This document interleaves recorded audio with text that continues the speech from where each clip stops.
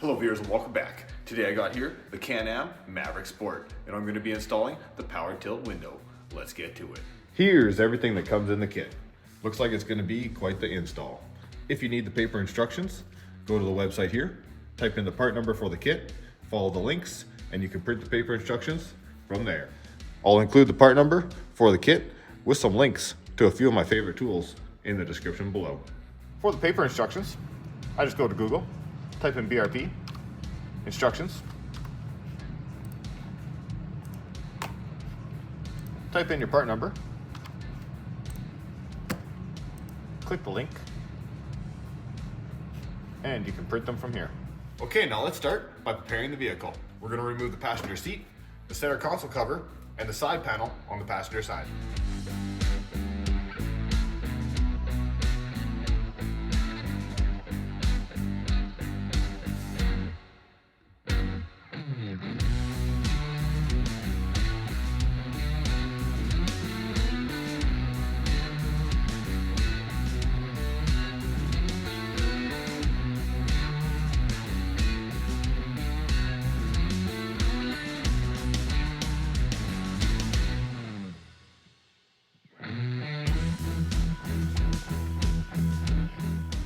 As you've seen, the seat popped right out. The center console was held in place with 3 Torx 30 screws. The side panel was held in place with 3 plastic plugs. Now just pop off your front service cover. I'm going to remove these 4 bolts so we can pry up our panels and route the wires later on.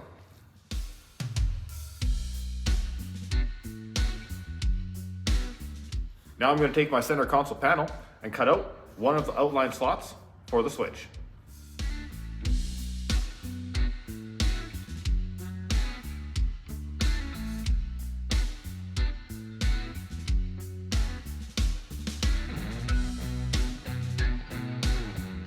And there we go. We have a slot cut out for the switch. Now we're going to get started routing the wire harness. But before we do, we're going to disconnect the positive terminal from the battery. Now we can route the wire harness and zip tie it into place. I'm going to route it along the stock wire harness here and into position right here.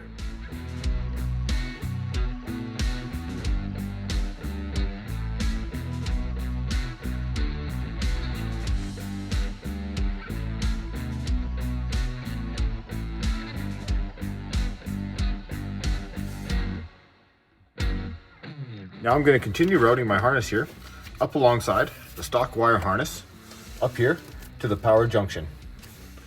And then I'm going to connect this part here of my wire harness to the positive and negative.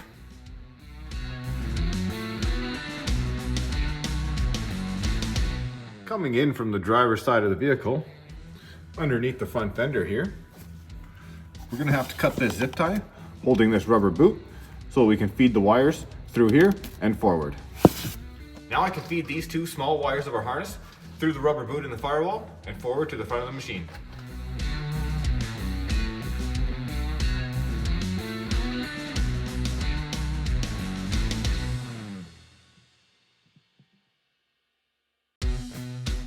Here's how I have the wire harness routed into place. Following the original wire harness here, up to the power junction, the negative is connected right there, the positive is connected right there, and then the rest of the harness goes up and through the firewall. Once you have your 2 wires coming out the front here, you're going to route them along this piece of frame here. Follow that tube there and up to the front cage. Now I'm going to take a T25 Torx and remove these little side covers here.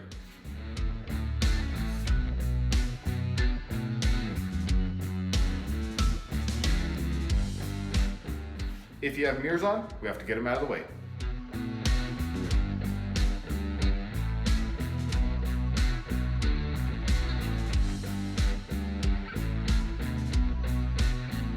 I'm just going to do one side at a time so the cage doesn't come crashing down on me. Okay, this next part can be kind of tricky. What we need to do is feed this wire harness here up through this hole right here in the bottom of the cage and out through this hole right here in the top of the cage. The easiest way to do this is to use a small, flexible piece of wire, feed it down, and come out the bottom. And try not to lose your cool while doing it.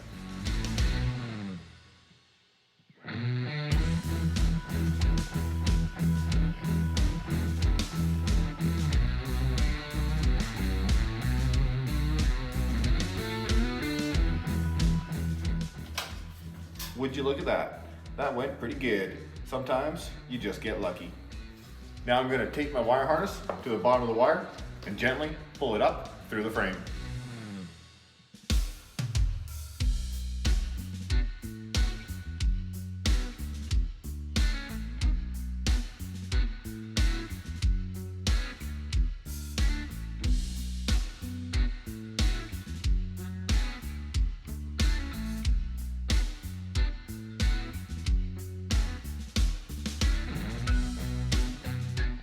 Make sure you wrap it up nice and smooth with tape so it slides through with ease.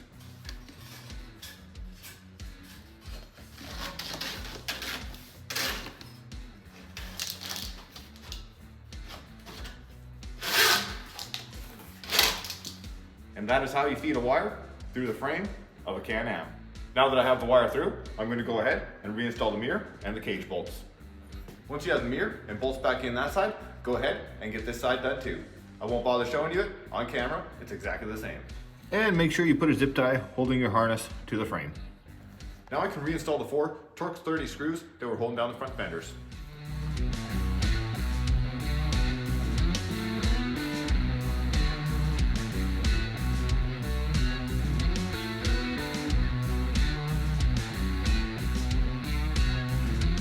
Now I'm going to attach the connectors here to the end of the wire harness. If you look closely, it is marked A right there and B right there. A is going to get the red-brown wire and B is going to get the red-white wire.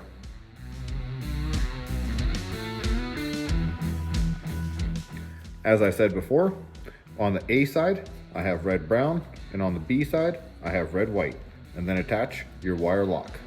Before we call the wiring done, we need to install a switch into the center console.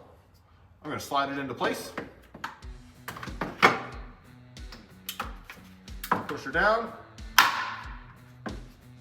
nice and tight, and then plug it into the harness.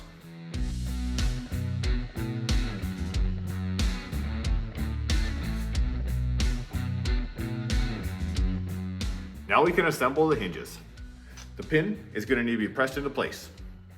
So what I did is I took a small socket, placed it over the end of the pin, and squished it in my vise until it was all the way in. Then install the E-clip on the end. Before installing the stiffener rail, I'm going to set down these adhesive pads.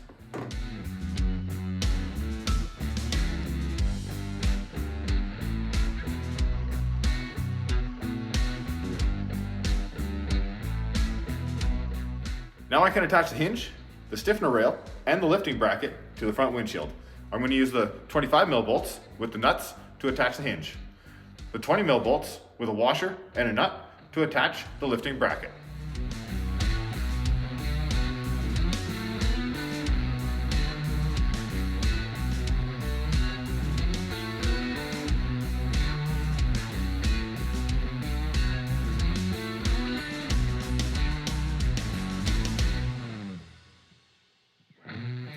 Once you have both hinges and lifting brackets attached, go ahead and tighten up your nuts and bolts. There's a hole right here in the middle of the stiffener frame. The instructions want you to drill through that hole and install a pop rivet, but we're going to do that later once we know the frame is centered on the window.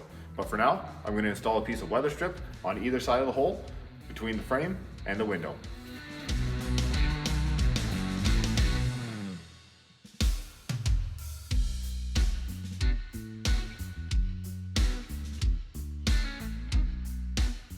Now I'm going to take an M8 by 30mm bolt and a lock washer. I'm going to put a dab of blue Loctite. And then I'll take this nut plate and the bracket here, install the bolt and the nut plate on the back side.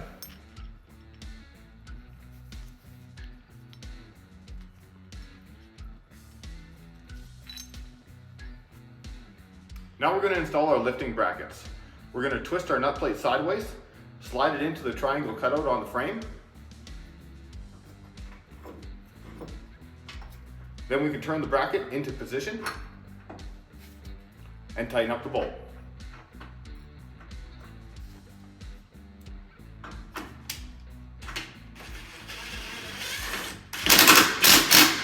Once the brackets are installed, we can install our upper visor. I will have to unbolt and slightly lift up the front of the roof And then I'm going to install the visor with these plastic plugs and the washer.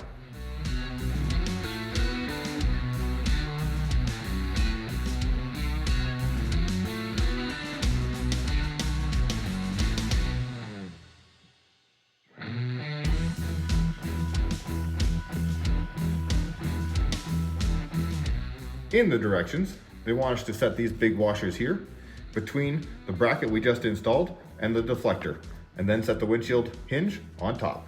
Now I'm going to take these 4 10mm bolts, set my window up into place, drop the bolts in, make sure I have the washers in place, and then install the nuts on the back side.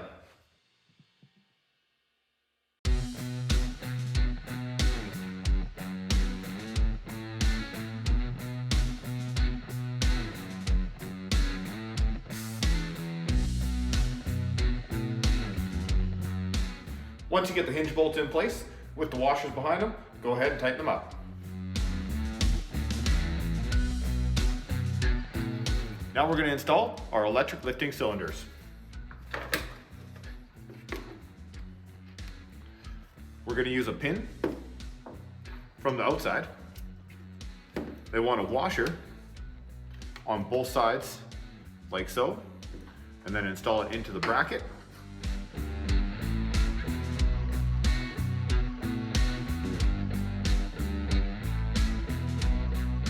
And then install a little cotter pin on the back side. On the bottom, just install another pin and another cotter pin, and then do the same on the other side. Make sure you go around and zip tie up any loose wires, then we'll reinstall anything we took off the machine. Also, don't forget, we left these bolts here on the hinges loose. Get those tightened up.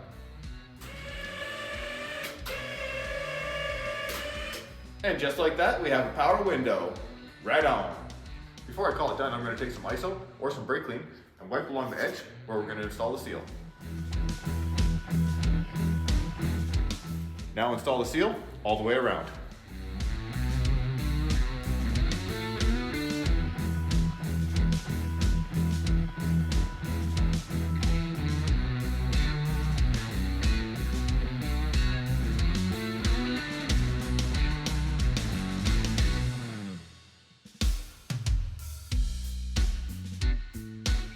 Then we'll close the window all the way and squish the seal down into place.